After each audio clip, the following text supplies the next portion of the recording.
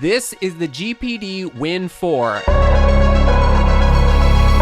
Now, I've been an admirer of everything that they've been making over there, but I have never been able to get it into my moderately larger than average male hands until now. And it actually has me reconsidering everything I was thinking about going into 2025 with handhelds. Let's get into it. First off, we have to address that they market this as the smallest handheld gaming console. That's a debatable statement, but it is small. We will give them that.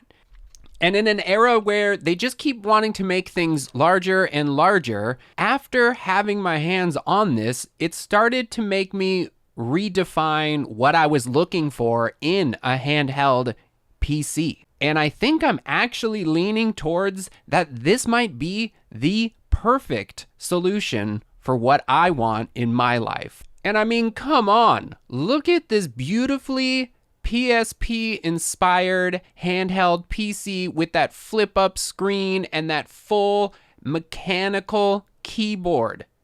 Not to mention, this thing is jam-packed with flagship specs.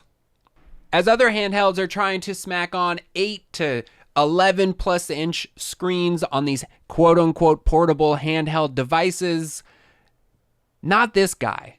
And in fact, I was pretty convinced that I was going to want the Legion Go 2, but then I went over and checked this bad boy out, and it kind of got me rethinking how I actually use these devices and how actually being able to have something that's more portable and a smaller form factor, but just as powerful with better connections like that Oculink right there, could actually be more useful.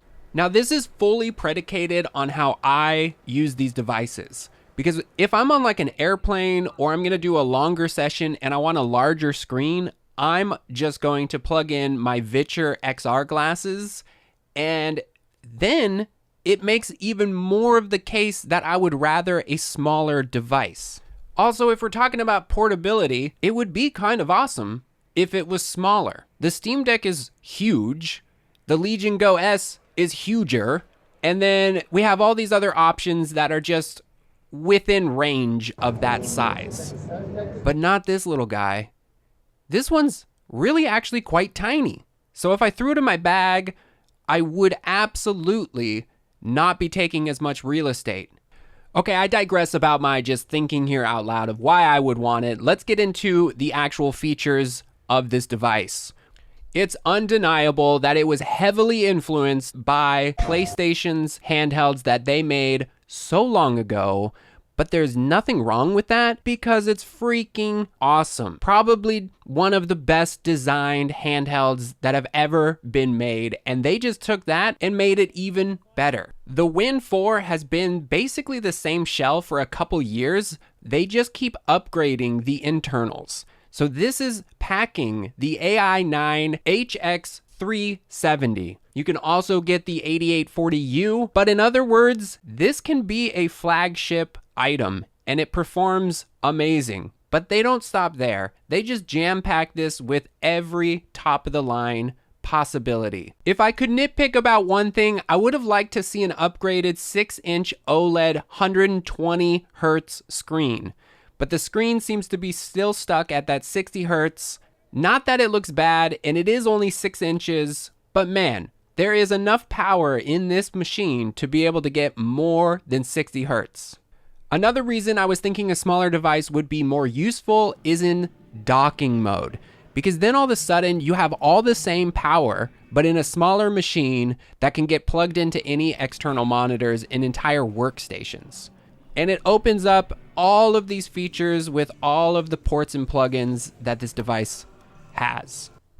This little graphic puts it into perspective of just how much larger something like the Steam Deck is compared to this device. Now, that does come at a cost of ergonomics. The Steam Deck is still dominating. When you just put it in your hands, it feels so good. But this device doesn't not feel good. They absolutely did a fantastic job of making sure that this device fits well in your hands and feels good when you're using it. but the buttons are smaller. Everything is smaller. Surprisingly, they fit a 44.24 watt hour battery in this. So that's bigger than the original Steam Deck's battery, but not as big as the OLED battery.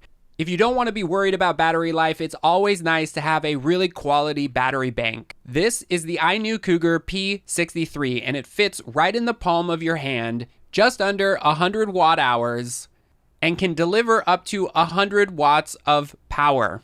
Now, they have 3 different variations of this, and they sent me 2 of them, so you can check them out. But so far, I've really enjoyed the aesthetics, the feel, the build, the quality, and just having a almost 100 watt hour battery that is sleek, small, and can deliver up to 100 watt hours of power. And you can plug in multiple devices into this little bad boy. And it just looks nice. Look at that. This is a perfect solution for what I've been looking for, and I use these now all the time. If you're looking for a new battery bank to accompany all your devices, this is a good pickup, and I'm gonna link them below in the description. And then when you have an eGPU that is plugged in via Oculink, you now have completely changed the game of what your little handheld device can be. This little GPU, while very expensive and definitely not economic, but if money's not an issue to you and you're just trying to build out the most versatile machine that you possibly can, in all reality, you could just have this one tiny little 6-inch handheld device with one of these eGPUs. You could have an entire desktop setup at home and a portable machine that you can bring with you anywhere and do everything. You would not need to buy another computer. Now, for how much money these eGPUs cost in Oculink, you almost could just build a whole entire another PC, but not quite. I don't think we're there yet, but this is why I find all of this very interesting, and I hope to see the trend continue down this road. I don't want to keep living in a world where I have 5 different computers. I've got my phone in my pocket, my desktop at home, my PC gaming handheld device, and a laptop. Oh, and then maybe an iPad or some kind of tablet. That's 5 freaking different computers, 5 CPUs, 5 GPUs, 5 different sets of RAM. Why? If we could just consolidate it all into one module, amazing machine that could get plugged in at home, could get brought on an airplane to play some games, but then set up with a little monitor to do some remote working, that's what I'd like to see.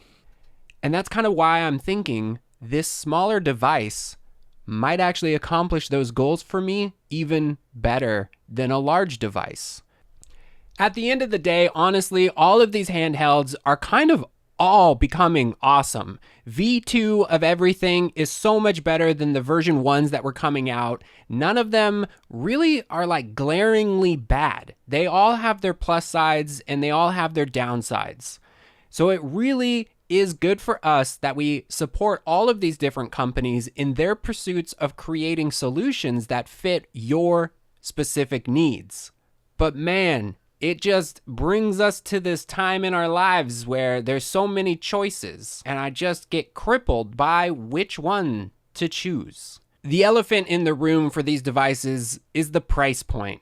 Valve has just got it so locked on being the best value that it absolutely makes it difficult when you start getting into these more niche handhelds that cost upwards of $1,000+. But look at this thing. It's so gorgeous. It's beautiful. It would travel with you like such a good little companion, and it would play all the games you want better than a Steam Deck. And then that makes you think, wow, I kind of want you in my life. We should be friends. As we march our way into 2025, what do you guys think? Is the GPD WIN 4 the way to go, or should we wait for something like the Legion Go 2? I'm very torn. But I would love to know what you think, or what other handhelds are you guys actively looking to get or scoping out in 2025. Make sure to subscribe, leave a comment, and I will see you in the next one.